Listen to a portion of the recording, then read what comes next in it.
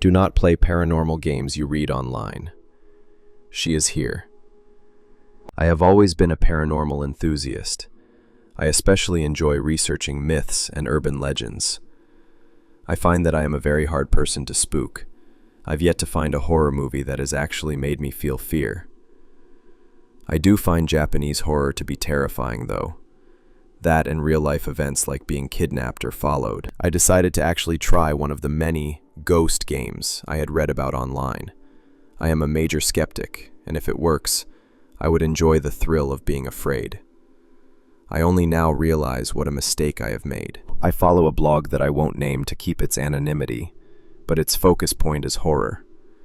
The poster often has master posts, one of which being a list of horror games.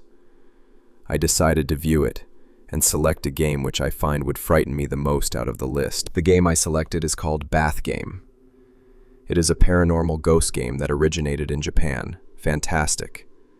It involves summoning a ghost that will follow you throughout the day. You can read about it here. This isn't the horror blog I was talking about, by the way. Last night before bed is when I decided I was going to do it. I reread the post in case I were to forget anything. I went over the rules over and over again. I was ready. I waited until everyone in the house was asleep, as I live with 3 other people. I stripped naked in my room and peeped into the hallway to make sure no one would see me, and I stepped across the hallway and into the bathroom, which is directly across from my room, shutting the door behind me. I put the plug in place and turned on the faucet to the bath, and sat on the side of the tub waiting for it to fill before I turned off the tap and the light. The room was still slightly lit from the window, so I didn't have trouble making my way into the tub. I sat the wrong way. I was meant to face the faucet so she would be behind me, but I sat the other way by accident. I shut my eyes and began washing my hair, whilst repeating the words "Daruma-san fell down," as I was told to do. I never saw the mental image in my mind that I was supposed to apparently see, the one of the woman falling in the tub and impaling her eye on the tap. I didn't feel the movement in the tub from her rising out of the water. I guess from here on I knew it wouldn't work. I slightly laughed to myself at how stupid I was for even trying it in the first place. Since I didn't feel her presence, I didn't say the phrase, "Why did you fall in the tub?" I finished washing my hair, got out of the tub slightly feeling myself go off balanced, and walked out the bathroom, shutting the door behind me. I then opened my eyes. I felt like an idiot. I dried myself off, got dressed, and then went to sleep. That brings us to today. I woke up and felt the same way I normally did.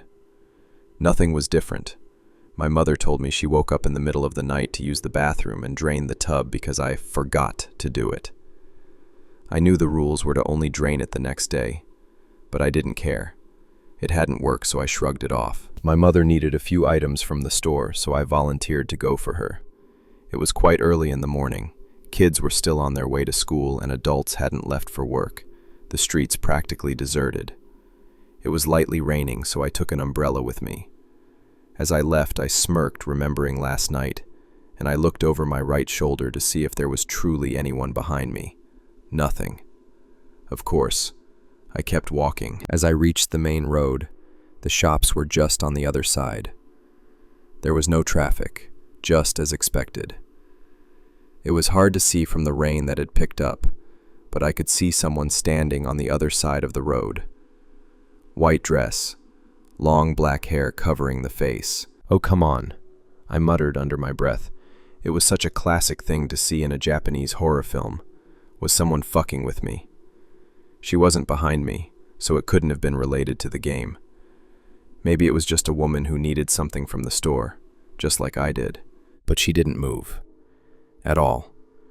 It was pouring rain by this point, and she stood in it, facing the store that was just a small walk away before she would have had shelter. I stepped onto the road and slowly walked toward the store. She was out of the way of the path, so I just ignored her. I tipped my umbrella forward so I could block the view of her in front of me.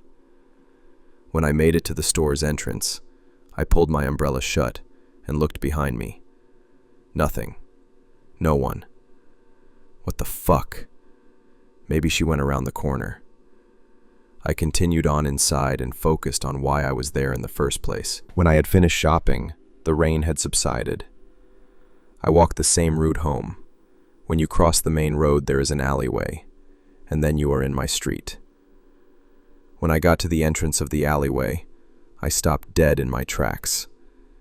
In the middle of the walkway was the same woman from before, just standing in the middle, facing away from me.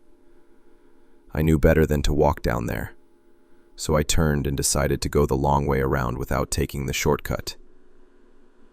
When I turned into my street, I was almost about to walk past the entrance to the alleyway when I noticed her standing right there. No longer in the middle, she was within hand's reach of me as I was walking along the pathway. I ran. I have never ran so fast in my life. I didn't look back. I had never been so afraid in my life.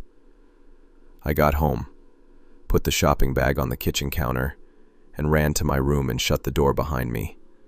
I climbed into bed, and I'm assuming that I soon fell asleep. I awoke. I awoke to a woman standing on my bed, with the sheet wrapped around her neck. The same woman from the street. One eye was visible on her face, the rest hidden tangled in her hair. Her eyes were large, and her mouth was slack-jawed. All I could manage to say was, "What are you doing?" I then awoke again. That brings us to now. Reddit. What have I done?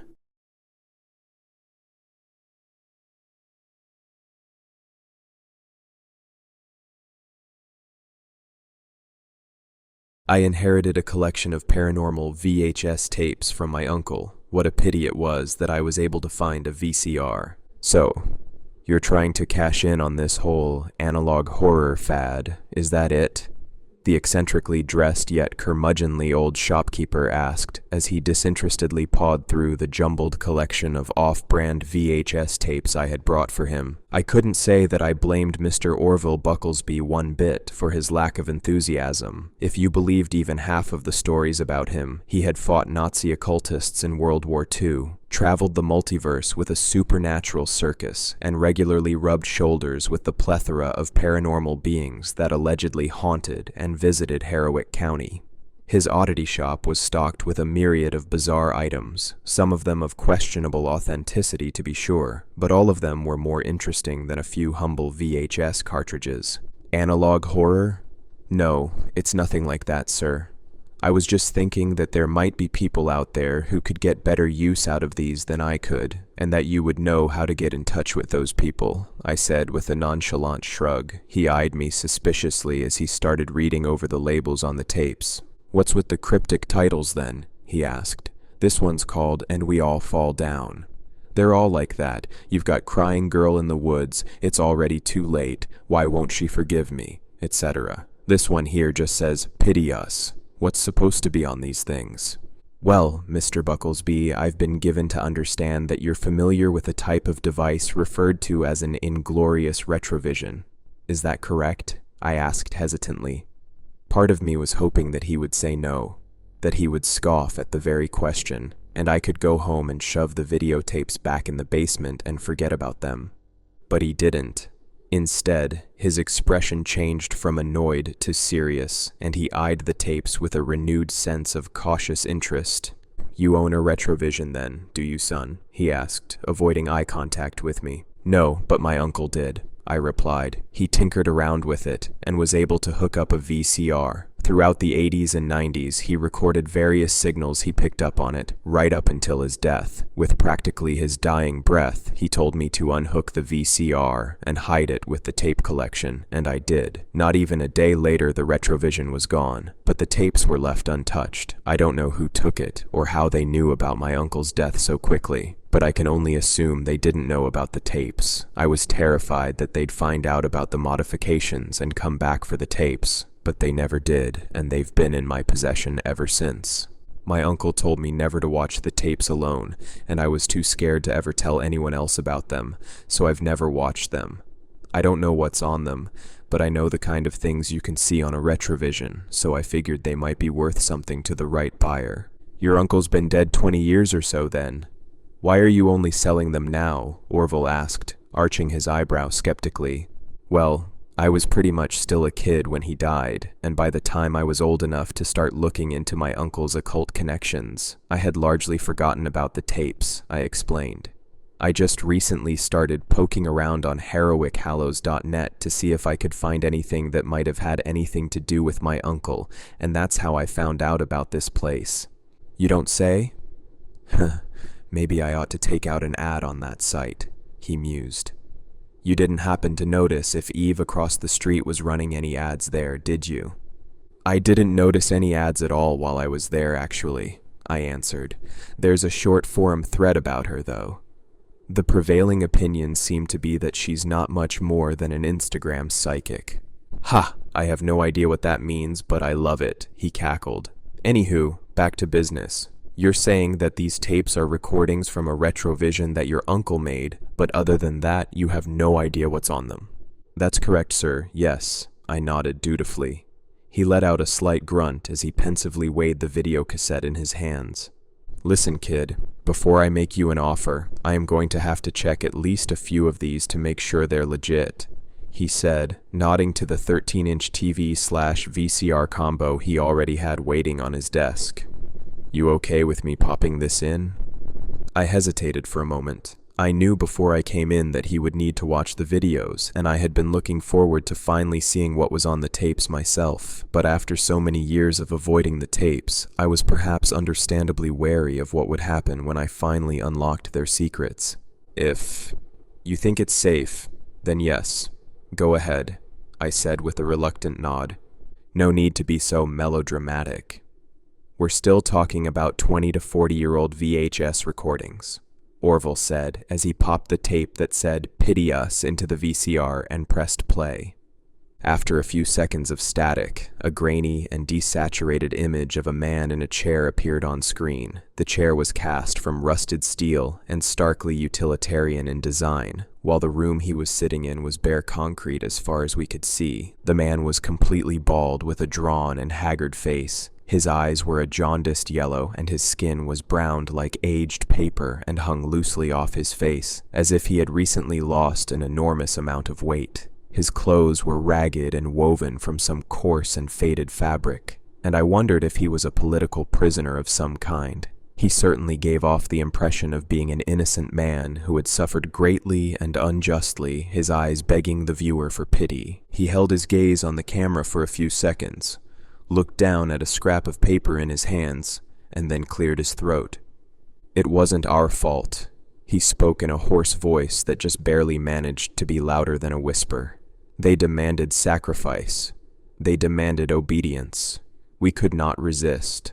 All of our strength, of mind and of will and of flesh, was sacrificed in their name, and we had become too weak to resist. The need to feed the engines of war has left our world nearly bereft of life, and yet it was an industry that left us starved and impoverished, beaten and maimed, wasted from disease. That is what was demanded of us, that we feed all the world to the signal until there was nothing left, and never dare to take so much as an extra serving of gruel for ourselves. All that was created went to the cause. We sacrificed so much, and we have nothing left to sacrifice anymore.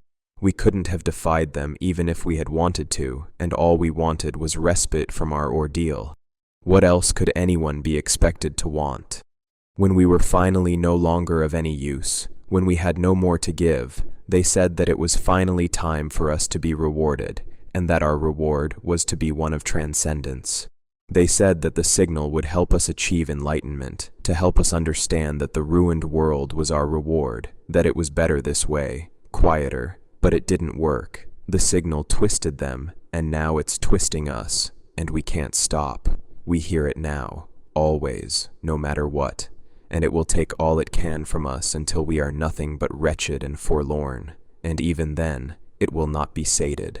The signal will not be stopped, cannot be stopped.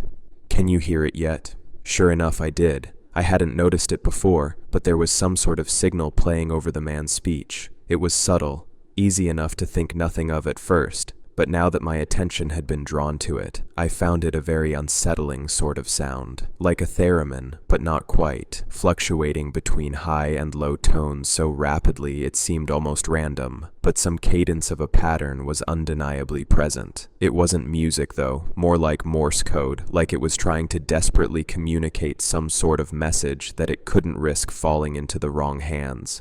"Oh no. No, no, no, no, no, no, no," Orville mumbled as he desperately began pressing stop, pause, and eject on the VCR. When the tape continued to play, he knocked the TV to the ground. Before I could ask what the hell had come over him, he picked up his hickory cane and swung it towards the TV to smash it. He never made contact though. The TV was gone. His shop was gone. Our world was gone. Instead, it was just he and I in a desolate, abandoned city. The buildings and infrastructure were all starkly utilitarian in their design, all gray and hard and cold, just like the chair and room the man had been sitting in. Other than Orville and myself, there wasn't a speck of color or living thing in sight. There was no ambient noise at all. The air was still, and yet smelt of an oncoming storm. And the lumpy clouds overhead were so motionless, I wouldn't have been surprised to learn I was looking at a painted ceiling. "Son of a bitch!" Orville screamed in frustration as he dropped to his knees, striking at the empty space where the TV had been. I, on the other hand, just stood there in stupefied silence. I had never been translocated before, and my brain was struggling to comprehend what had just happened. Of course, that's what pity us meant. So stupid. Orville cursed himself. "Orville, what are you talking about? What's happening? Where are we?" I managed to ask. He let out a long sigh before turning to look at me with a dismal expression. "The realm of the forlorn," he replied grimly. "It's a world ravaged by years and decades of escalating psychotronic warfare until there was nobody left to fight. That was a psychotronic signal you heard, and once it was deep enough into our brains, it pulled us into this reality. Your uncle must have come across it on the retrovision like someone stepping on an old landmine." I stared at him incredulously for a moment, trying to decide whether or not I believed him. The otherworldly hue to the gray light falling on the empty, brutalist buildings all around us pushed me towards the former. "You really have visited other realities before, haven't you?" I murmured softly as I tried to remember all the crazy stories I had read about him. "Let's just say I've had some on-the-job experience in a few exotic locales," he said as he pushed himself back onto his feet. "Listen up. The most important thing right now is for you to stay calm and do exactly what I tell you. The psychotronic weapons the governments of this world use to torture their enemies and subjugate their own citizens penetrated deeper and deeper until the very fabric of their reality started to unravel. That's why the signal can leak out into other realities. It's how we got pulled in, and it's also how we can get back. We need to find the weak spot we fell through and use it to cross back over before we're no longer compatible with our own reality." "What the hell does that mean?" I demanded. "It's not a productive area of conversation at the moment, is what it means." Orville snapped back. "Give me your phone. Now." Exasperated, I reached into my pocket and grabbed it, checking the signal strength before handing it to him. "I've got no bars, no Wi-Fi, nothing," I explained. "That won't matter to who I'm calling," he said, snatching it out of my hand. I swear the number he punched into it was just the number 711 times over, but despite that and the absence of anything resembling a cellular network, I heard the phone start to ring. "Come on, Gary. Don't put me on hold. Oh, and kid, keep quiet. We don't want to attract any attention to ourselves." "Me? You're the one who cursed bloody murder and assaulted the ground the instant we got here," I reminded him. For a second, he looked like he was going to backtalk me, but then I saw his face twist into a terrified grimace as he realized I was right. "Oh no," he murmured as he began darting his head around in every direction. I didn't know what he was looking for, but I started looking around too, thinking that whatever it was, I'd probably know it when I saw it. Sure enough, I did. Another person had appeared in the distance and was slowly making their way towards us. If I was judging the distance right, the person looked to be around 7 feet tall. They were covered head to toe in a coarse gray fabric without any exposed skin at all, their face and head covered by a veil and pointed hood. Their gait was shuffling, and their head was hung low, and I wasn't even sure they were aware of us. "Orville, do you see?" I started whispering.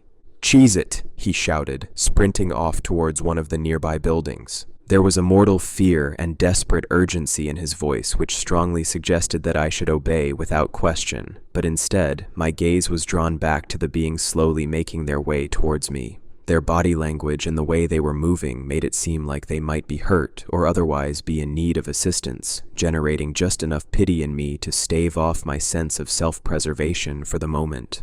"Ah, hello. Hello. Are you all right?" I called out cautiously, slowly raising my hand in greeting. The being tossed back their head and let out an ear-splitting wail. It wasn't an aggressive or predatory call, but a forlorn and heart-wrenching sob of abject misery. I reflexively slammed my hands over my ears, but as much as the wail pained and terrified me, I still couldn't will myself to abandon this creature. I almost felt like I was looking at the survivor of a nuclear bomb or something. They weren't a monster, but instead had been disfigured by something monstrous. I even began to weep. I felt such genuine empathy for this person who had once surely not been so very different from me. But then their wails were joined by a chorus of equally tortured howls from all around us, and more of the strange beings began slowly shambling towards me. That, thankfully, was enough to finally get my fight-or-flight response into full gear, and I dashed into the building Orville had disappeared into it. "Orville!" I shouted, desperately searching for any sign of him. He didn't reply, but he had left a clear path in the dust and debris that littered the floor of the long-abandoned and deteriorating building. I raced towards the stairwell he had used, but the wailing around me became so intense I stumbled to the ground and clutched my head out of sheer agony. They were in the building now, the forlorn, and their wretched voices echoed off the hard concrete and seemed to be amplified 100-fold. Worse than the volume, though, was that I could now make out whispered voices amidst the wailing. "Can you hear it? The signal in the noise? It calls to all. It is subtle, but it is relentless. It must be heard, and bit by bit it remakes the world until it is omnipresent and unignorable. It took every sense but sound from us. It's in our ears and in our heads, in our voices and in our footsteps, in the rustling of our rags and the creaking of our bones. It is our very heartbeat. It is every sound we hear and every sound we make. It is everything to us now. It cannot be ignored or denied.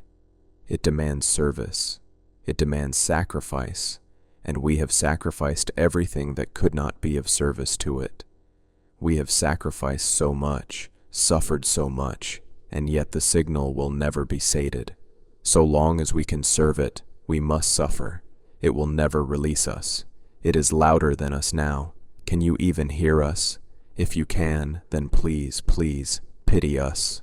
I forced myself to look up and saw several of them standing before me, scuttling towards me as quickly as they could manage. One of them screamed louder than the others, the silhouette of a gaunt and gaping face faintly visible beneath its veil. I watched as it slowly outstretched a trembling arm towards me. It was begging for help. They all were. I was sure of it. They had been suffering in this place for so long, and were so desperate they just gravitated towards any possible hope of salvation. How could they not? How could I deny them that? Slowly, reluctantly, and almost forcibly, I reached out towards the creature. The instant before our hands touched, I heard a hoarse battle cry ring out from behind me, and saw a wooden cane strike the creature across the skull, knocking it to the floor. Orville had come back for me. "Cheese it means move, kid," he shouted, grabbing my arm and pulling me up the stairwell. The forlorn plodded up the stairs after us, but their clumsy gaits were unable to match our speed. I imagine that wasn't of much concern to them, though. Where were we supposed to go, after all? I was just about to voice that concern when I saw that the doorway Orville was pulling me towards was filled with a softly glowing white fog. "What is—" "No time," Orville cut me off before I could even finish asking. Now, I obviously didn't have a lot of time to analyze the situation in any real detail, but with the benefit of hindsight, I can safely say that at that moment, letting Orville drag me through what I could only presume was a portal to God knows where was a slightly less risky option than remaining in the realm of the forlorn, but only slightly. I didn't resist or try to escape, but I did scream as I was pulled through the doorway. Once we were over the threshold, the fog seemed to block all of the noise coming from the other side. There was music, though, I think. Cheerful music that definitely wasn't coming from the realm of the forlorn, but it didn't last long enough for me to tell what it was. Orville and I came running out the other side, and the white light had been so bright that all I could see was spots at first. I crashed into a wall, but I heard Orville slam a door shut and shout something into my phone. By the time my vision cleared enough to see again, I realized we were back in Orville's shop. Orville was sitting with his back up against a door, but there was no longer any sign of glowing white fog on the other side. Orville looked exhausted but relieved. How did, I stammered. Called in a favor from an old friend, he said, holding up my phone. I heard a man on the other end say something unintelligible, and Orville raised the phone to his ear. No, I don't owe you a favor. I called in a favor. You guys still owed me from last April. No, she didn't pay me for those, Gary. Scrip isn't real money. No, if I can't pay my taxes with it, it's not real money. Well, now you're just opening up a whole can of worms about how all value is ultimately arbitrary. We'll talk about this later. Goodbye. And thank you. He pressed end call and deleted the call from my phone's history before handing it back to me. I'm only going to say 3 more words about what just happened. Don't pity them, he said gruffly as he rose to his feet and ambled back to his desk. The TV/VCR combo was still face up on the floor, but the VHS tape was sticking out of it. Orville bent down and disdainfully pulled it out and tossed it back in the box with the others. So, what will you take for the whole kit and caboodle? I got out of there immediately, leaving my box of VHS tapes with Orville, without taking so much as a cent from him. He mailed me a check, though, oddly enough, but I haven't opened it. I'm just glad to be rid of those tapes, after what happened. I wonder how my uncle was able to avoid getting pulled into the realm of the forlorn, or if he didn't, how he got back. He did tell me never to watch the tapes alone, so maybe he had a partner or something, in case something like that happened. Maybe the answers are on more of the tapes, but if they are, I'm not brave enough to find them. One near-fatal reality slip is enough for me. Thank you very much. As terrifying as the entire ordeal was, I don't blame the forlorn one bit. Whether they actually thought I could help them, or if they were just obeying the signal, I don't blame them. I was only under the influence of the signal for less than 20 minutes, and I still nearly gave in to it. If it hadn't been for Orville, just the sheer good fortune of having watched that tape with someone who knew how to get back home, the fate of the forlorn would have been mine as well. They're innocent victims of the signal, and there's no way for me or anyone else to help them, despite the fact they tried to trap me there with them. And despite what Orville said, I do pity them.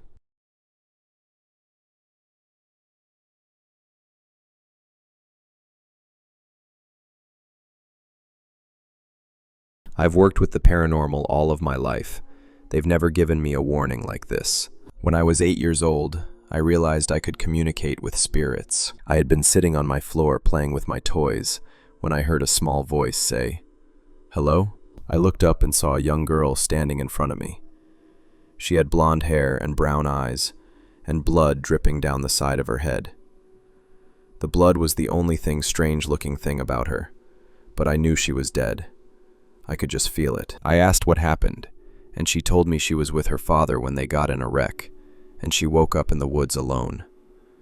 She said she saw light in my window, so she came to me. "Can I stay with you till my daddy finds me?" she asked. "Sure," I said, shrugging. We stayed in my room most of the time, playing, and my parents just assumed I had an imaginary friend. 2 weeks passed and she was still with me, but then I saw her picture on the news.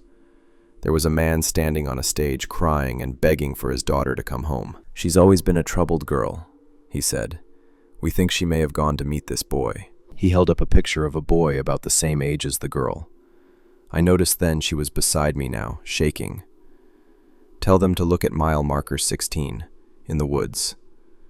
I told my parents. When they asked how I knew, I shrugged and said my friend told me. They argued off and on for a little while about it, but eventually they called. The cops asked me a lot of questions when they found her. I told them everything she told me. She disappeared after that, and I never really knew what became of everything. But I knew I was obsessed with the paranormal. And now, as an adult, I do a lot of paranormal investigations. As you can imagine, I've gotten a lot of warnings from ghosts, spirits, even demons, but none of them were like this. I first heard it while sitting down to dinner with my wife. Our son had since fallen asleep, tired from a long and raucous day of playing outside, and had foregone the option to eat dinner in lieu of a Justice League marathon with his Batman snuggly. Mary sat across from me, taking a bite of what she named Tex-Mex smashed potatoes, before declaring them the best idea she ever had. She looked at me for assurance that I enjoyed it too, and though I preferred her jambalaya, I agreed this was an excellent dinner idea. Warn them. The voice came from inside my head. It rumbled in my ears. If it hadn't been so distinct, I would have mistaken it for a thought. It unsettled me. I have no history of hallucination, and at almost 30, I knew that most likely I would have shown symptoms before then. So at first, I ignored it. It shocked me, but I believed it was more likely that there was another spirit speaking to me in my house than for me to show symptoms of a schizoid disorder. I didn't mention it to Mary, because after a particularly unpleasant experience on a ride-along with a priest to a demonic possession in Massachusetts, she refused to remain in any place where there was even a hint of paranormal activity. We went to bed shortly after dinner. I had dreams of the ocean at night. Deep, dark waters with the only moonlight to light them. I dreamed of a woman standing atop the water and remaining untouched by its vicious waves. "Warn them," she whispered to me. "Warn them." I didn't understand what I was looking at. She wasn't a spirit. She wasn't a demon. She was just a woman, heavily pregnant. I noticed then that she appeared to be standing on something, and that it was moving beneath her, bringing her closer to me. The closer she came, the more I noticed her skin didn't look human. It was slick, like the skin of an eel. The hair that flowed to her waist was a living thing, dancing not with the wind, but with muscle. Medusa flashed to my mind, though there weren't snakes atop her head, but a million microscopic tentacles moving at their own will. She was closing in on me, and my heart raced. I didn't want her to touch me. It seemed in my mind that would mean the end of me. The proximity did allow for me to see that, despite her slick skin and strange hair, she looked otherwise human. On the heels of that realization, I noticed her otherworldly beauty, with bright green eyes that seemed to glow in the moonlight, heart-shaped lips, and high cheekbones. Despite her large, pregnant belly, she had perfect breasts and long, shapely legs. She seemed to beckon me towards her, and the closer I became, the less I feared this perfect creature. Then she held her hand out to me and opened her mouth, and I saw that inside that perfect mouth were rows of deadly, sharp teeth, and her jaw distended, as if to swallow me whole. I backed away from her, an instinctual fear settling in the pit of my stomach. Long limbs that appeared from behind her, stretching toward me with blinding speed, gripped me by the arms and yanked me toward her. I fell face down on a hard, slick surface. I heard a rumble of thunder, deafeningly loud, and felt the shock surge through my chest. The woman snapped her mouth shut and let me go. Scrambling to my feet, I became acutely aware that there was something beneath me as well, and that I too was standing atop the ocean, and when I looked down I felt nothing but a deep, desperate fear, because this thing was all I could see in the clear waters, and I couldn't see its beginning or its end. Just a magnificently large creature looming down to the depths of the ocean, and I wondered what pit of hell it had crawled out of. On all sides of me, all I could see were the legs, the tentacles, of this creature branching out and reaching toward the corners of the earth, and I knew it meant to grab them and swallow them whole. Something dark in me wanted to see the creature's face, but I knew I would not survive if I did. I looked back at the woman then, terror gripping me by the throat. Warn them. The scream came from within, not from her own mouth, and I awoke, covered in a sheen of sweat, clothes soaked, and the smell of the ocean clinging to my skin. I saw Mary sleeping soundly next to me, and slipped out of bed quietly to shower.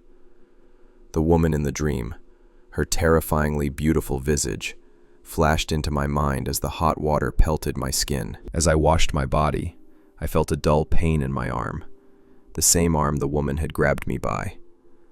I looked down and saw the beginnings of what would be a bruise wrapping around my foreman in 2 perfect loops. My mind raced at the thought. Had it all been real? Who was the woman? What was the creature beneath her feet? Beneath my feet. I turned off the water and stepped out of the shower. The air in the bathroom was thick with steam but surprisingly cold. I shivered as I toweled off and wiped the mirror clean. Just for a moment, I saw the woman just behind me, a sickening smile attached to the corners of that horribly wide mouth. The appendages reached for me again, grabbing me by the throat this time. I closed my eyes and prepared to be ripped to the ground. But nothing happened. I would have thought it was all in my head if not for a slimy sheen of salt water remaining on my throat. With shaking hands, I dressed myself and made a cup of coffee. I decided to be proactive and sat down at my computer to look at the news and see what people may need a warning about. We all know that this virus is ravaging the world, so that couldn't be it. There were no new disasters, no new weather threats, no comets hurtling towards Earth that I could see. When my wife woke up hours later, I told her about the dream, and she laughed. Sounds like someone has been mixing Lovecraft and Greek mythology. I wanted to show her the bruise, which was now a deep purple and black, and I wanted to tell her about how I heard the voice while I was awake as well. But seeing how happy she was that morning and how silly she thought my dream was, I realized it would be better for both of us if I just laughed it off as well.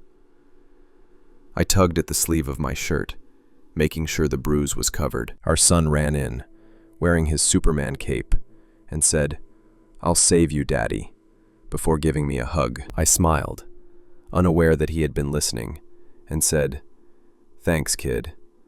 You're just what I need." I tried to let the day go on as usual, studying footage from a supposed haunting a friend had sent to me, checking the news and weather sites to keep watch on things that we may need to be warned about, helping my wife clean the house, and playing superhero with my son.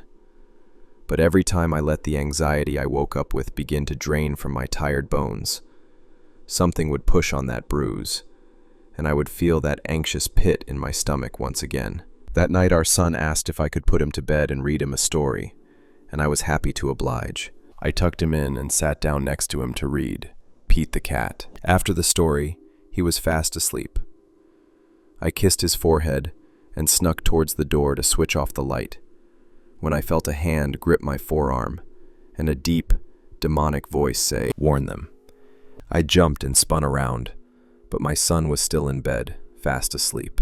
I rubbed my bruise and felt the hair on my arms stand on end. I creeped back towards my son's bed slowly, looking for any sign that he was awake and messing with me. But his even breathing and relaxed position told me he hadn't moved. I walked out of his room again, a renewed sense of dread filling the pit of my stomach, and went to find my wife in the kitchen, making herself a cup of tea. She had the TV on in the background, tuned into the news, and I sat on the couch and listened as the anchor said that an unexpected upside of this worldwide pandemic was that the Earth was healing itself. Pictures flashed of dolphins in the canals in Italy, something that we haven't seen in 100 years. I read on Facebook that scientists are saying there could be a return of species previously thought extinct, or close to being extinct because of this too. No one going out to hunt them or screw up their habitat. My wife said, sitting next to me on the couch. "Really?" I said. I thought about the strangely beautiful woman and the creature from my dream. "Yes, you should warn them." My head snapped towards my wife, and for a moment she wasn't my wife at all, but a waterlogged corpse reaching for me. Water poured from its mouth, and the skin on its face and chest was sloughing off and falling toward the floor. It could barely move, but reached for me desperately, as if holding on to me would keep it from dying. The water pooling around it and dripping from its every orifice had a putrid odor that stung my eyes. About what? What do I need to warn them about? I asked, backing away from it, heart pounding in my ears. I said you should look it up. Are you okay? I rubbed my eyes and looked at her, now herself again, sitting next to me looking concerned. Yeah, I'm fine. That dream just got to me more than I was expecting is all. I tried to laugh to ease the tension, but it came out as a bark. I slapped my palms against my legs and rose to my feet. Okay. I think I'm gonna go lay down. She raised an eyebrow at me, noting my odd behavior, but only nodded and asked for a kiss. If you need me, I'll be in here, okay? I'm coming to bed once I've had my fill of peppermint tea and murder mysteries. I smiled at her, taking in her lovely, dry features, before saying I would and giving her a kiss. I laid down, hoping that if I saw the creatures again, I would be able to ask what the warning was, and who I was meant to give it to. That night the dream was different. Instead of the ocean, I was in a place ravaged by fire. Ash flew around me, and I saw that I was standing on a rock only feet above a river of lava. There was a woman in front of me again, but she also was different than the last. Her long hair moved slowly around her, grasping onto her arms and body, and reaching in every direction for something to hold on to. Her skin looked like it was made of thick exoskeleton, similar to a scorpion, with cracks on every movable part of her body glowing bright orange. Her eyes shone with an unsettling golden hue. She too was heavily pregnant, and I once again realized she was moving closer to me, and I was moving toward her. I knew, beneath us, living in the lava, was a creature like the one in the ocean the night before. This one spit out of the depths of the earth by a volcano. The woman opened her mouth, and with it I saw sharpened fangs pointing every which way, the plates on her lips moving further and further apart, and allowing a glowing fire to seep through, making the inside of her mouth look like it was dancing in the heat. Warn them, the voice inside her screamed again. What should I warn them about? I screamed back. What does this mean? I begged myself not to wake up, hoping for an answer, but watching the woman closely to avoid being ripped into the fire beneath me. I could feel the heat radiating off of it and stinging my skin. She pulled closer and closer to me, and I knew in my soul that letting her touch me would mean the end of me. But I pressed on, watching her mouth grow wider, screaming for an answer, until she was so close I could see into her throat. In her throat I saw the eyes of a man, blackened like coal, burnt nearly beyond recognition if not for his eyes. Warn them, warn them, warn them. He screamed with such terror I felt myself screaming as well. I don't remember anything after that.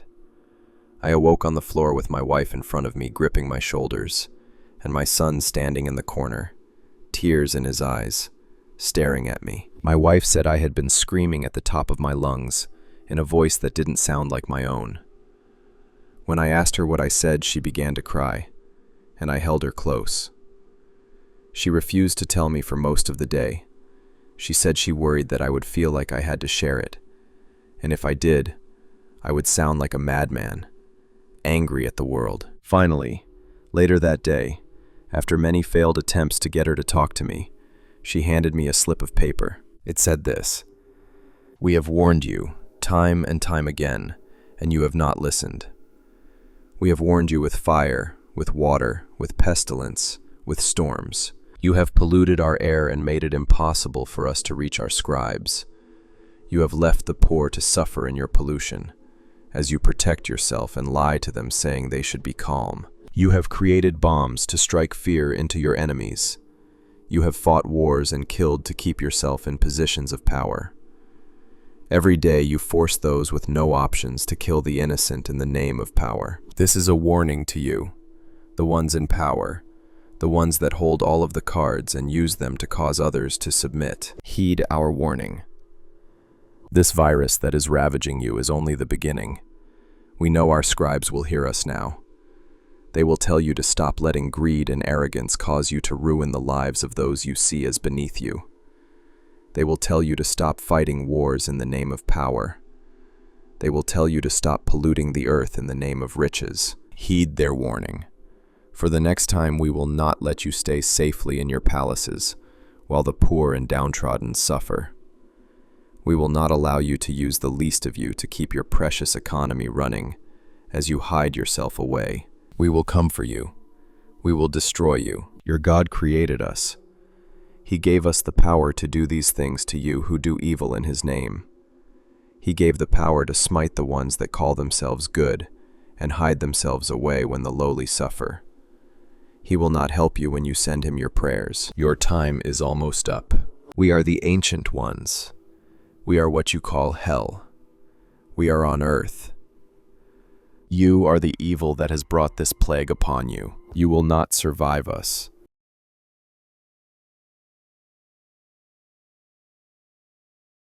The paranormal experiences that have haunted me my whole life. I've experienced things in my life that I still can't explain. And though I grew up religious and always believed in the idea of the paranormal, nothing could have prepared me for the moments that still haunt me to this day. One of my earliest memories of something unexplainable happened when I was about 7 or 8 years old in my bedroom. The floor was hardwood, the kind that creaked when you shifted your weight, and I remember sitting on it one afternoon, playing with my Dora doll, the one whose hair could grow and shrink at the push of a button. I'd pressed it 100 times before, but that day the doll's head jerked sharply on its own, snapping toward me in one unnatural mechanical twist. The sound of it was too quick, too alive. The hair button hadn't been touched. My stomach turned cold as the silence in the room pressed against my ears, until all at once I threw the doll into my toy box and bolted down the hall to my mom, who brushed it off as my imagination. I knew better. I never touched that doll again. Around the same time, I had just come inside from playing with my friends, showered, and wiped the steam from the bathroom mirror when my heart suddenly stopped. My reflection looked back at me, but it didn't feel like mine at all. The eyes were darker, meaner somehow, as if they belonged to someone else who was only wearing my face. The longer I stared, the heavier the air felt around me, until it seemed like my reflection was mocking me, pretending to be me, but hiding something sinister just beneath the surface. I leaned closer, breath fogging the glass again, until fear surged up my chest so suddenly that I had to yank myself away. Even now, I can't shake the feeling that something else had stared back at me that day. When I was 13, my family moved into the house my parents still live in now, a one-story home with a basement. The bedrooms, living room, dining room, and kitchen were all on the same floor, with my mom's room directly next to mine, our doors so close they nearly touched at the hinges. My own bedroom was right above the staircase leading down into the basement, which had 2 rooms, a boiler room/storage room, and my sister's bedroom. During our first week there, my mom asked me to take something into the storage room. I opened the basement door, and from the top of the stairs I caught a glimpse of her, a woman with long hair, moving too quickly for me to see her face, slipping behind the wall. Every nerve in my body screamed. I slammed the door, ran to my mom, and told her flat out that I wasn't going down there. That night, though, I forgot what I'd seen and ended up sleeping in the basement room with my sister. Around 3 a.m., I woke up sick to my stomach and started rushing upstairs. The second my foot landed on the same stair where I had seen that woman earlier, I doubled over and vomited violently, my entire body convulsing. Maybe it was greasy pizza. Maybe coincidence, but it felt deliberate, timed. Like whatever I'd seen wanted me to know I hadn't imagined it. Strange things only built from there. One afternoon, I was babysitting my youngest sister. I had her down for a nap in my mom's room, and I was sitting at my vanity in my own room across the hall, with the door open so I could hear her. Out of the corner of my eye, I saw a figure slip into my mom's room. Assuming it was her, I called her name and went to check, only to find her still fast asleep, undisturbed. My stomach dropped so hard I scooped her up and kept her with me until my mom came home. At 14, the dreams started. For one solid week, 7 nights in a row, I had the same dream with the same plot. Someone breaking into our house and murdering my entire family, always saving me for last. Each night the killer's face changed. My mother one night, my stepdad the next, then my siblings, but the storyline never shifted. On the final night, the dream reached its peak horror. I was in the bathtub when I was stabbed again and again, feeling each slice as if it were real, the water around me going cold and pink. I even felt the moment my head was cut from my body, my vision slipping underwater as I drowned in the dark. Years later, when I was 18, I moved into my sister's old basement room, and that's when things became impossible to ignore. During finals week, I was exhausted, sleep-deprived, and every night I heard scratching inside the walls followed by heavy thuds above me, as if someone were pacing just past the ceiling. I tried to tell myself it was mice, or my family moving around. But then one morning, while I was changing, something cold brushed against my bare skin. It felt exactly like fingertips. I spun around, but no one was there. The air just hung heavy, icy against my body. That same week I dreamt my dad died, and on that particular morning something happened that I'll never forget. As I began to wake, before my eyes had even opened, I felt a presence close beside me. Then, clear as if someone were leaning over my bed, a voice whispered directly into my ear. "What happened?" The words were so soft that I felt the warmth of the breath brush across my skin. My whole body jolted upright, still half tangled in my sheets, and my eyes snapped to the crack under my door. Shadows were moving back and forth, shifting in that unmistakable way of someone pacing just on the other side. My first thought was relief. It had to be my family. But when I yanked the door open, the hallway stretched out silent and empty. The house was still. No one was home. But the worst encounter I ever had in that house happened when I was about 16. My parents had argued that night, so my stepdad was sleeping in the living room while my mom stayed in her room, and I was in my bedroom, the one directly above the stairs, watching YouTube late into the night. That's when I started hearing it. The sound of the basement doors opening and closing, slow and deliberate, followed by footsteps pacing back and forth. At first I thought it was him, restless after the fight. But then I realized I could hear his heavy snoring from the living room. The footsteps grew louder, climbing the basement stairs, each step drawn out with a pause in between, as if whoever or whatever it was wanted me to hear. My chest tightened as the steps moved through the house until they reached the living room. And then, cutting through the silence, came a scream. My stepdad's scream. Frantic footsteps thundered back down into the basement, ending with a slam so violent it rattled the walls. My whole body went numb. Later, when he told me what had happened, my heart dropped into my stomach. He said he had woken up to find a woman standing over him, gently stroking his face. His scream had made her vanish back into the basement. But the part that haunts me most is that the basement door at the top of the stairs never opened. We would have heard it. We always heard it. So how had she gotten past it?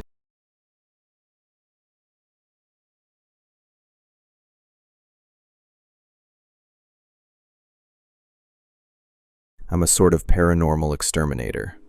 There's one job I can't stop thinking about. First things first. I don't deal with or believe in ghosts, demons, or any of that supernatural stuff. Forget anything you've seen in movies or heard about in urban legends. Most of my coworkers just refer to our cases as monsters. But that never sat right with me either. Because when I think monster, I think creature. And not everything I encounter at my job makes sense in those terms either. The things we study and exterminate are so bizarre, we have to advertise as other services entirely. Sometimes as if we're ghost hunters. Sometimes even as if we offer alternative medical advice. We have some sort of specially trained phone center that runs every caller through a million questions before they're forwarded to whoever they really need. And maybe 1 in 1,000 calls turn out to be our unique jurisdiction. My coworkers, mostly younger than me, like to draw comparisons to things like the Ghostbusters, Van Helsing, or especially the Men in Black films. We certainly seem to operate under some bigger, more powerful organization that keeps a lot of what we do out of broader public consciousness. But it's not at all as high-tech or sexy as erasing people's memories or putting Will Smith in a suit. Our office shares a strip with a Subway, an antique mall, and an embroidery shop. We operate out of a banged-up white van, and the most indispensable equipment we're given has proven to be shovels. Good for squashing, bashing, chopping, nudging, scooping, and of course digging a good hole. Why they couldn't have police or firemen, or even garbage men handle the same problems, we really don't know. Maybe our chain of command goes all the way up to some government conspiracy, which would explain how masterfully they keep what we do from ever entering mainstream consciousness. So what's an example of a monster, you ask?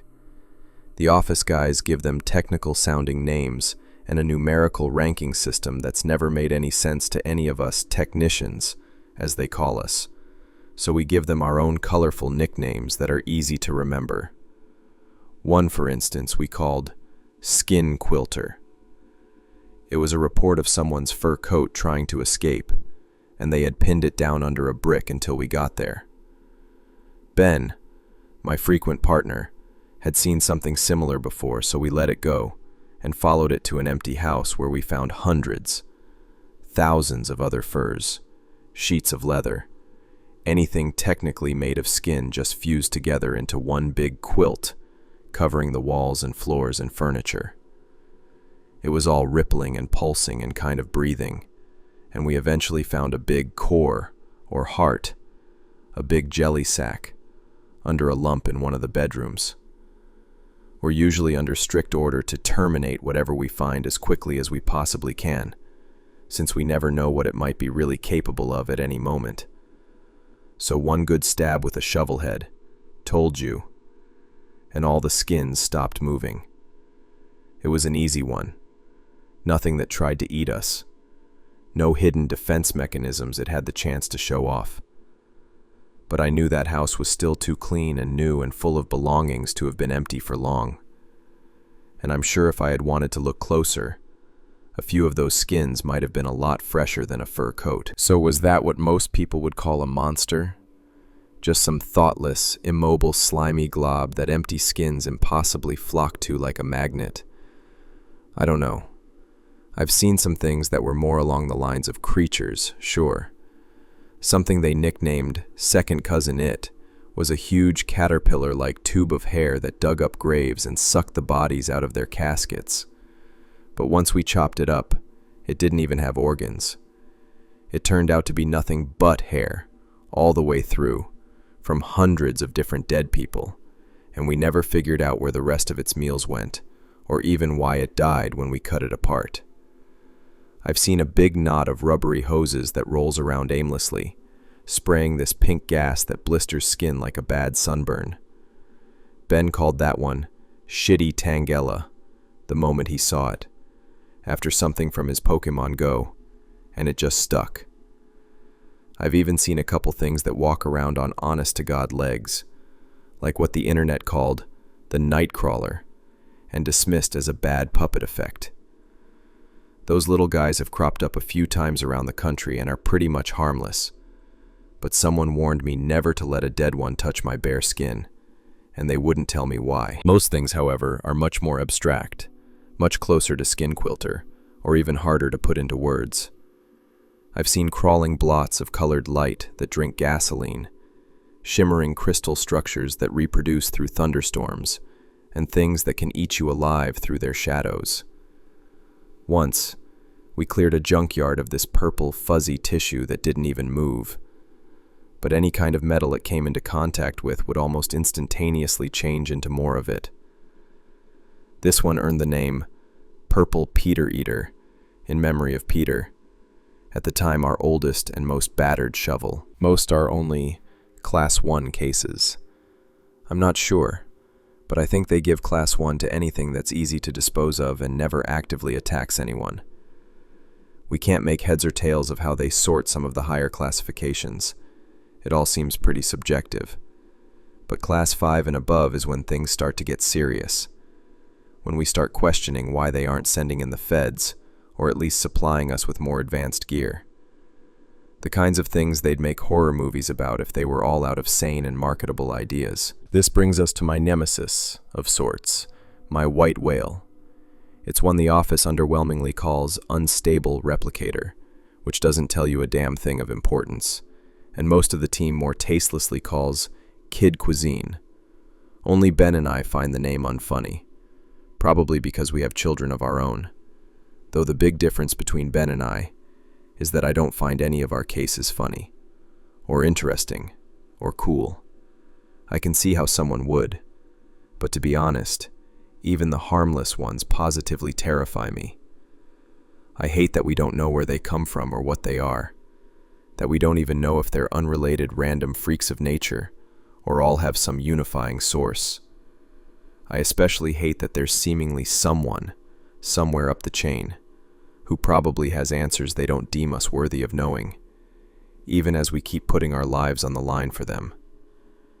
The only real reason I keep doing what I do is that however these creatures or phenomena enter this world, I want to contribute to taking them out of it, especially this one. I was there for the very first replicator call. A mother of two had talked to doctors, exterminators, and even police in her effort to figure out what was hurting her babies, a 2-year-old boy and an infant daughter. She'd even been investigated by child services, but they agreed the wounds looked more like very bad bites, a severe allergic reaction to something like bed bugs or fleas. The problem was, their mother was retired from pest control herself. She even had a degree in entomology. No one took her seriously that there were no insects or leeches or vampire bats or any documented organism in all the world that would ever leave these particular bites. And then I guess a friend of hers recommended us. Those bites were awful. The kids were miserable. Nearly baseball-sized red swellings on the boy's left arm, lower back, and the girl's right leg. The surrounding skin cracked and flaky. At the center of each was an X-shaped scar. Not a wound, but pinkish scar tissue, which was strange, because according to their mother, the bites were already scarred like that when she first saw them, every morning that a new one had appeared. She was even keeping her kids in bed with her, and they were still attacked every few nights without waking up. 6 bites in total now, 3 per child, with older bites having faded quickly. She had even set up cameras just about everywhere, but it only proved how stealthy the attacker must have been. Of the 2 bite events caught on camera, the bite location hadn't even been exposed. Once was on the baby's back exactly where she'd been lying down, and there was nothing to be found in the bedding. Another was on the older brother's leg where he'd been sitting in a plastic chair. It was as if the entity could reach up through solid matter. What disturbed her, and myself, most of all was that on 2 other occasions, she had dozed off in the middle of the day, not having gotten much sleep in quite some time, only to be woken by a scream. Another bite, this time while her children were wide awake and playing. By the second such incident, she realized the attacker never had been going after the kids in their sleep. It had always been waiting to feed only when she slept. I can't describe how sick that made me feel. It was a display of intelligence far beyond any blood-sucking animal, and far beyond the usual mindless pustules and biofilms we catalog. Needless to say, she'd been skipping all the sleep she could for several days now, and it was already impacting her health. Unfortunately, bites alone don't help us locate the perpetrator, and nothing else seemed amiss. No weird smells, no slimy trails, no strange noises. She said she'd already turned her home inside out looking for anything else amiss, and even our two dogs, Mulder and Scully, though they were both girls, found nothing of concern around the house. Cases like this were rare, since a lot of our monsters aren't terribly mobile, or just not wise enough to stray from the scene of the crime. When we did find signs of activity but no physical specimen, the boss liked to call it a bloop, after this mysterious animal sound they used to record in the ocean.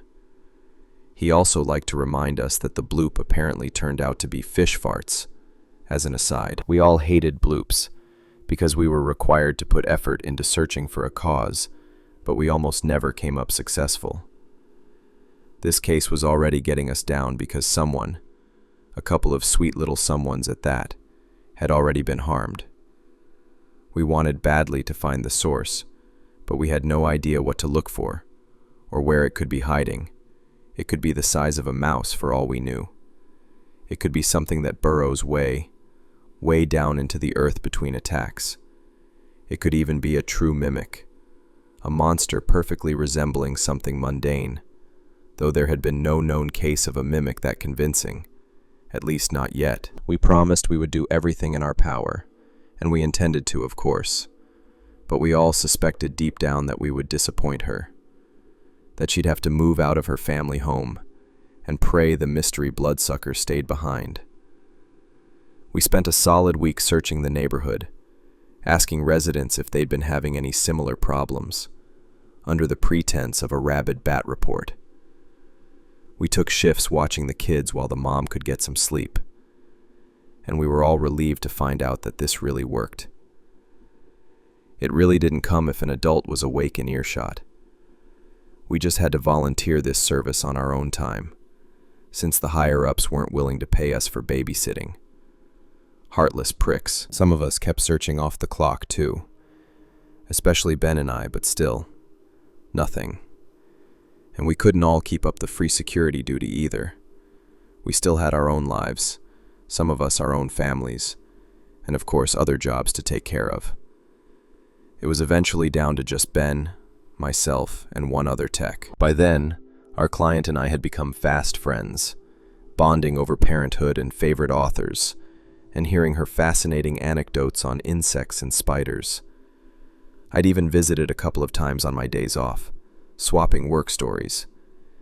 She told me about different kinds of symbiosis, how cockroaches are a lot cleaner than people think they are, how overuse of pesticide created the ultra-resilient bedbugs that now terrorize North America.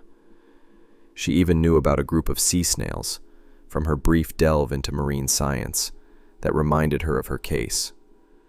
Apparently, some snails use an extremely long, thin proboscis to feed on the blood of sleeping fish from a safe distance. I didn't want to scare a fellow parent too much with the full details of my job, but I let her in on some gently abridged Class 1 stories.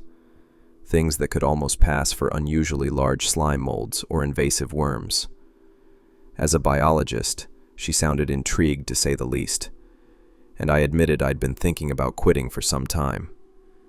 That there would probably be a new opening soon, and they could probably use someone with her kind of knowledge. But I also admitted it could be seriously dangerous work, and we both knew that kids come first. It's why I had wanted to quit, after all, before something took my head off or sucked out my liver. Not that I put it in those words exactly. My daughters were at least lucky enough to still have my partner, but Bug Lady, as she was known to her neighbors, had been going it alone since her second was born. It was on the night of one such visit that Ben was lined up to watch the kids, but the conversation with my newfound friend had become so engrossing that we both lost track of time. Both of us had kept saying we should probably turn in, that I probably needed to get home, only for some other new talking point to crop up in the midst of our goodbyes and reboot the gossip for another hour. Before we knew it, it was getting so late that I thought I may as well take Ben's shift. I didn't want to cut short our visit and make the 40-minute drive back home when it could have been another 40 minutes of long overdue socializing. It had been so much fun. It slipped my mind altogether that I had already worked late the previous night, and here I was, promising thoughtlessly that I could stay up through another. I realized my mistake when my friend finally had to tuck into bed, and suddenly I was alone, with only my phone, my acute awareness of how tired I actually was, and the soft snores of a tiny family who had just put their safety entirely in my hands. I told myself it was fine, that I'd had plenty of coffee, that if I started to feel sleepy enough I could switch to standing up, or listen to a podcast, and the next thing I knew, I was awoken from deep slumber by a shriek of panic. Not one of the children being bit, but the shriek of their mother, my friend, when she woke up early morning to a pale and barely responsive son. A larger-than-ever X scarred into his thigh. The apologies I stammered as I rushed to them felt shameful, and it hurt worse that she'd later apologized to me for keeping me over so long, that she was blaming herself for my incompetence. The rest of that morning was spent at the hospital, me in the waiting room, my friend, if I even deserved to be her friend, remaining with her child in intensive care. It was 3 of the most torturous hours in my life before I finally heard he had regained consciousness, but that he'd needed an emergency blood transfusion, and he would have an extended recovery time. It cost them their home. I couldn't blame her for taking her kids and fleeing as far as she possibly could, even leaving every single personal item behind in the chance that this monster could be hiding or camouflaging virtually anywhere. I've never been all that religious, but I thank God it didn't travel with her after all, that it never struck her family again once she moved in with her sister on the East Coast. I know because she still kept in touch with me, still evidently enjoyed staying friends, even leaving me an open invitation to come stay with them if I'm ever in the area. I like our little chats and phone calls, but I can't escape the guilt that still gnaws at me every time I hear her voice. Guiltier still when I told her that nothing new ever came of her case, because that was a lie. But the truth isn't something she should ever have to hear. It was almost 6 months later that one particular new call made my blood run cold. This time was a 4-year-old, already bitten twice, and this time our employers set them up in a room for a few weeks of quarantine, hoping the thing would move on, or starve, or at least be drawn out of hiding. But by the 1.5-week mark we were still empty-handed, and I'd been taken off the case when it became clear I was starting to obsess over it, spending too much of my free time combing through the client's home again and again. I was put on temporary survey duty, our most easygoing field job, scoping out the more ambiguous calls that most often proved to be false alarms or pranks. It was practically a paid vacation, and I did welcome the excuse to take it easier, at least until the anonymous report that came in one Monday evening. Someone who didn't wish to be identified, but found something seriously fucked up as hell in the basement of an old warehouse. Whether they were a licensed property manager or an illegal trespasser was none of our business. I was the only one available for survey at the time, and I cursed that luck as much as I'm also, in a twisted way, forever thankful it was me. The warehouse was fairly remote, surrounded mostly by woods, but I knew the route all too well. My dear friend had lived in that very district, just a mile from where those woods began. Coincidence, I figured, but I couldn't help remembering that case, passing by so many landmarks we had turned upside down, searching for anything out of the ordinary, anything that might be connected to that invisible vampire. As soon as I entered the building, my hairs stood on end. I thought I could hear something, faintly. So faintly it could have been anything from the wind blowing over an old pipe to someone singing gospel, like when you can hear little fragments of human voices from a radio or a television in another room. But the way it got my heart racing. I think my subconscious mind knew exactly what it was.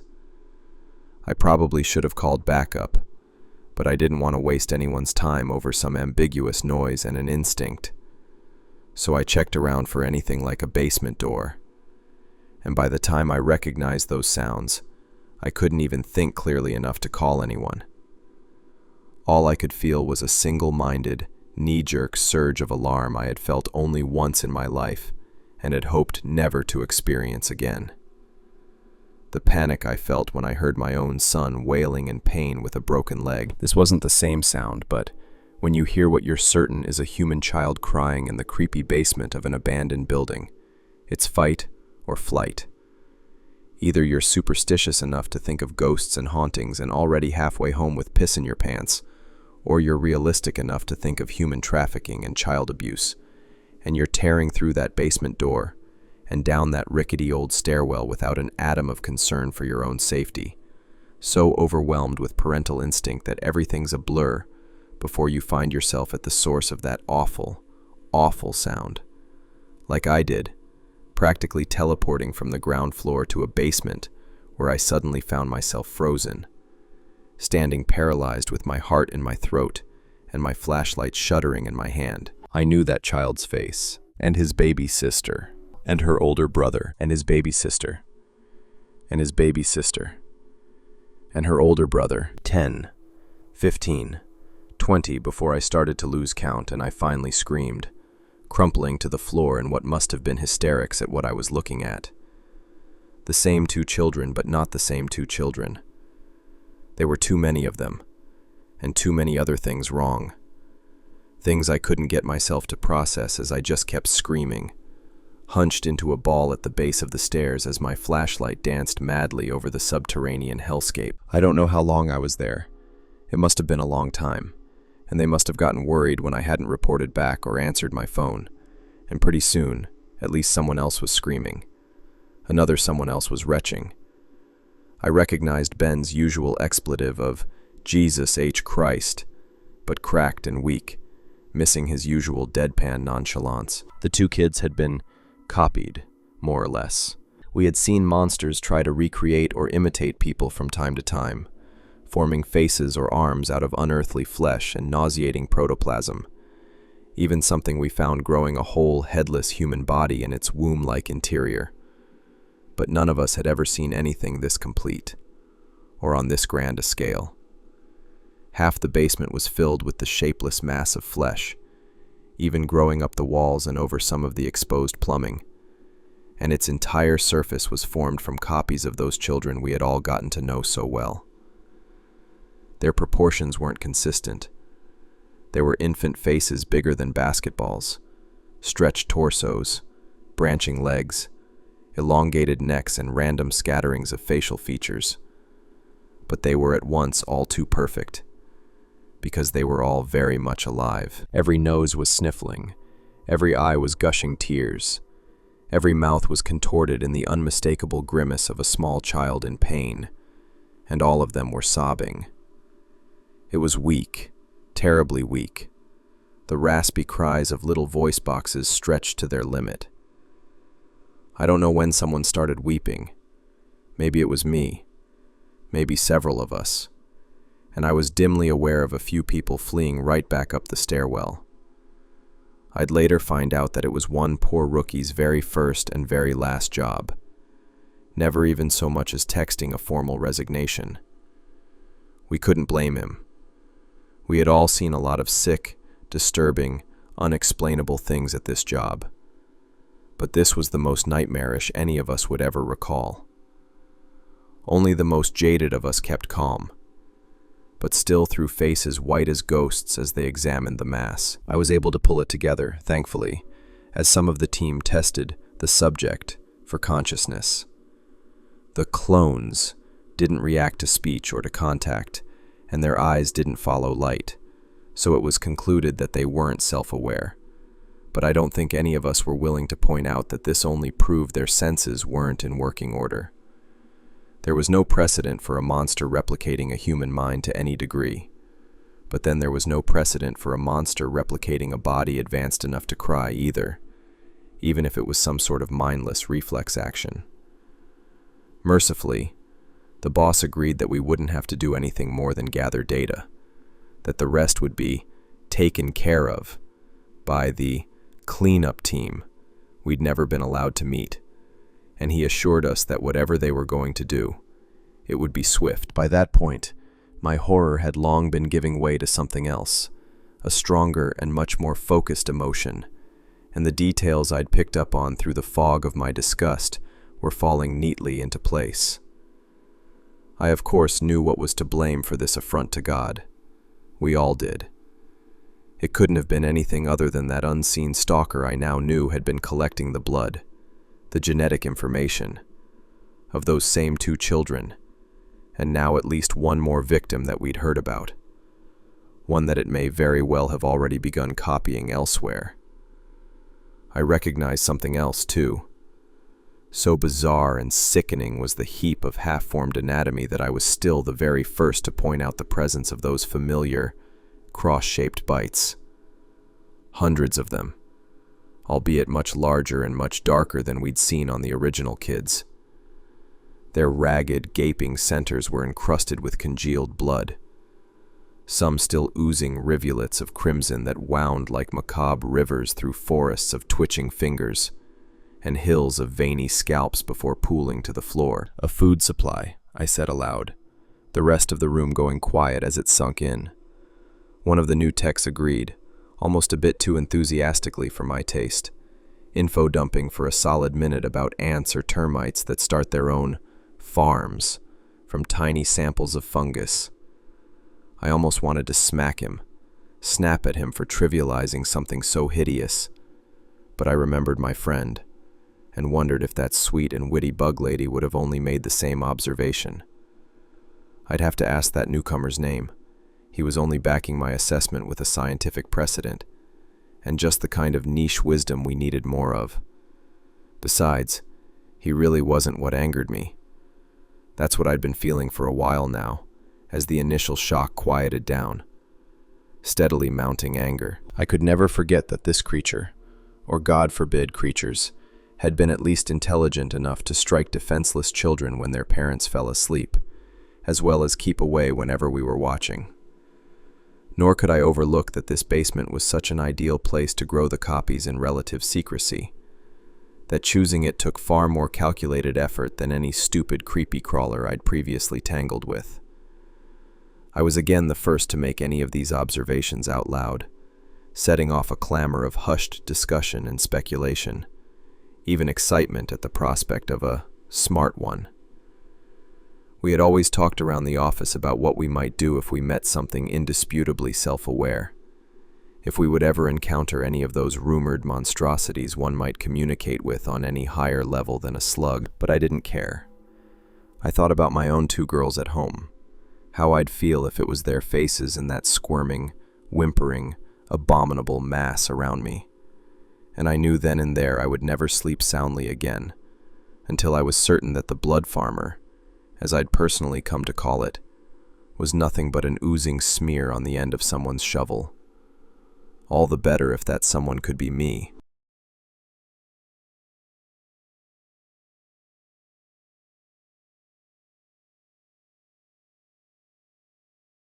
I think I have a ghost following me. You probably think I sound crazy. Everyone thinks I sound crazy, but tonight was the final straw. I know something is following me, and it isn't something in this realm. My mom always told me, the more that I watch those damn scary shows, the more that I'll open myself up to the devil. I can still hear her voice in my head, nagging about it every time I turn on something scary to watch. Let me give some backstory so this can make more sense. I love the paranormal and all things scary. I always have. I'm not sure what started my love for this genre, but once I learned about what ghosts were, I was fascinated. I started going to my elementary school's library, and would hop on those ancient desktops that had to be older than I was, and search up any books that had to do with ghosts. I had to have read the entire selection by the time I was ready to start middle school. My mom wasn't the hugest fan of my new obsession. As a Southern woman raised in the Baptist church, she believed all ghosts were just demons set out by Satan to scare the hell out of us humans. I never believed in all of that hellfire and brimstone talk, but I did believe in some kind of afterlife, because, well, I really wanted to believe there was more to life than what was already known. I never actually considered what would happen if I actually encountered one. It all started when I was 12 and my family moved into a new house. Well, the house was far from new, but by definition of moving in, it was new to us.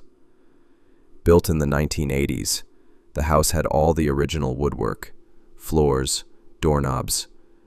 Pretty much nothing had ever been renovated except the kitchen, which had new appliances that matched the 2010s. It was technically one story, with stairs that led to a huge bonus room that was the span about half the house, and on the other end of the hall was a door that led to the attic. You read that right. We had a door for the attic and not some shut-off hatch in the ceiling. It was nightmare fuel for any child who saw it, but surprisingly, it is not part to play in the story. Just a really odd build. My sister and I were elated that we could share the huge bonus room upstairs, tucked away from the rest of the house. Soon after we had settled in, though, that's when the activity started. My mother was always a stickler for two things, and she still is to this day. Every Sunday, the entire family goes to church, and whenever we leave a room, we turn the light off. I was a very forgetful child, lost in my own world, so I broke that second rule very often. And after getting chewed out by her more times than I can count, which is honestly a horror story of its own, my subconscious started to turn off the lights without me even having to actively think about it. This is how I knew something paranormal was happening. It was a Sunday morning, and my sister and I were headed down the stairs to leave for church. My sister had forgotten to turn the lamp next to her bed off, so she quickly ran over, shut it off, and then we went on our merry way. Once we came back from church, my dad pulled the car into the driveway, which gave the whole family a clear view of the window from the bonus room upstairs, and we could all see that a lamp had been left on. My mother lit into us for being ditzy enough to not turn it off, and I remember my sister and I looking at each other confused, knowing that no light had been left on. After that incident, nothing big happened, until I went to go take a shower one night. In the middle of it, the bathroom light turned on. I remember I didn't feel any fear. I just opened the curtain, took 2 steps to flip the switch, and continued my shower as normal. I can't say why I didn't feel scared. It was just one of those feelings where you knew you weren't in any danger. Little did I know I would still be dealing with whatever this is almost a decade later. The bathroom light incident happened a couple more times, turning off in the middle of me cleaning myself, until I politely asked it to stop.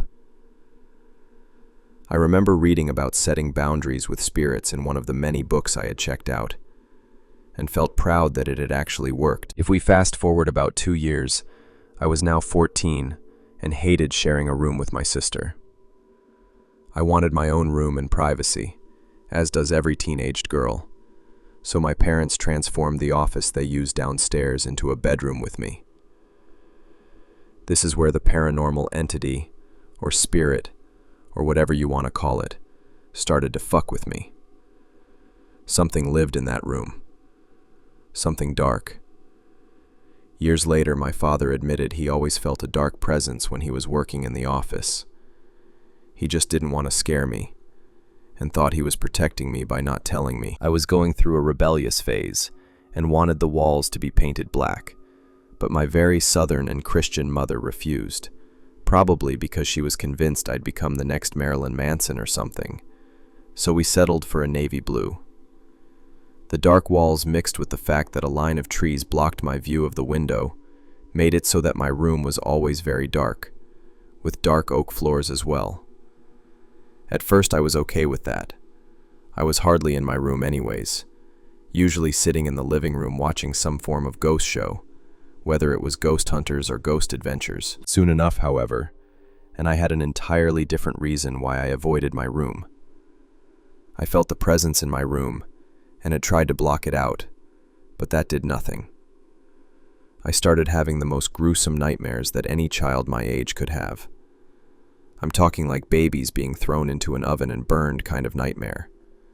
I told my mom because I wasn't getting any sleep, and she blamed it on all the scary shows that I watched, and my father agreed. My sister never cared about the paranormal, so she had no interest in what I had to say. After my experiences were getting blown off, that is when my stuff started to go missing.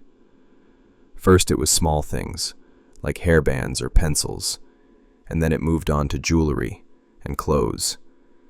The catch was that it would almost always appear about a day or two later in the most obvious spot ever, somewhere that I couldn't have missed it, when I would tear my room apart looking for it. After a couple years, my family moved out of the house and my experiences stopped for a while. From the ages of 16 to 19, I didn't have a single experience happen to me. And honestly, I had moved on in life. I went to college, made friends, and didn't think anything of what had happened. But then a year ago, it showed me it was back. My family had moved yet again while I was away at college. They actually moved to be closer to me, and I visited the home shortly after they were settled. They had given me a room so that I could stay over whenever I wanted, and so I chose to spend the night several times, with nothing happening. Then one night, I'm saying my goodbyes to my family, as I had just spent the day with them, but had to head back to my dorm because I had an early class in the morning. My dad had to drive me back as my family was a little on the poor side, and we couldn't afford a car for me yet. Before we hit the road, my father announces he has to pee, and instead of going inside, he decides to pee in a bush, in typical male behavior. He chose a bush off to the side of the house so I couldn't see him, which happened to be the side that my room was on. When he returns to the car, he tells me that I had accidentally left my light on, and my heart instantly stopped. I knew exactly what that meant. After all those years of being berated by my mother, I made sure I always turned off every light. It wasn't me who had messed with the light. It was the ghost from the house telling me hello. The car ride back to my dorm was pretty silent, as my mind was racing with a million thoughts. I thought I was done with the paranormal, and here it was laughing in my face, telling me it had followed through several moves. Once after that, it showed itself to me in my dorm room. I was on my laptop, the same one I'm using to tell you this story, and I was watching a video for homework. The video ended, and the screen went black, and that's when I saw a black figure standing behind me. I jumped so high I swear I also hit the ceiling. I called my roommate crying and ran out of the room, refusing to enter until she came back from class. After that, there were no noticeable encounters. Until tonight. It has been almost exactly 1 year since I saw that black figure behind me. It's a Sunday today. One of those lazy Sundays because the weather is nice, so you want to relax. I had gotten dressed up and went out with friends, casually day drinking because what else do college students do when they're bored? We came back to my dorm because I don't have a roommate, and drank more. I lent a friend one of my only cups, and when I was cleaning up earlier after sobering up, I discovered I couldn't find it. I shot him a text, assuming he took it in his drunken stupor, but he told me he left it on the floor. I shrugged it off, thinking he just forgot he took it. I chose to unwind by watching American Horror Story, one of my all-time favorite shows. I remember one of my necklaces, a thin metal chain choker, being a little too tight, but honestly I was too lazy to fix it. About an hour ago, I went to get ready for bed, and as I was taking my necklaces off, I noticed the metal choker was gone. I was panicking and started to look around, thinking maybe it fell off while drinking hours before, when I stopped suddenly. I remembered how it was sitting too tight on my neck about an hour ago. How does a necklace go from being too tight to disappearing? As I'm sitting here, I still can't answer this. I found it on my bed after ripping my room apart, sitting perfectly next to my phone. Whatever ghost has been taunting me all these years, moving my stuff is back, but I'm terrified that it's escalating. It moved a necklace off my neck without me knowing. I'm beyond scared of knowing what will happen next. Coincidental that I was watching a scary show too. Maybe my mother is right. Maybe I should lay off the scary shows.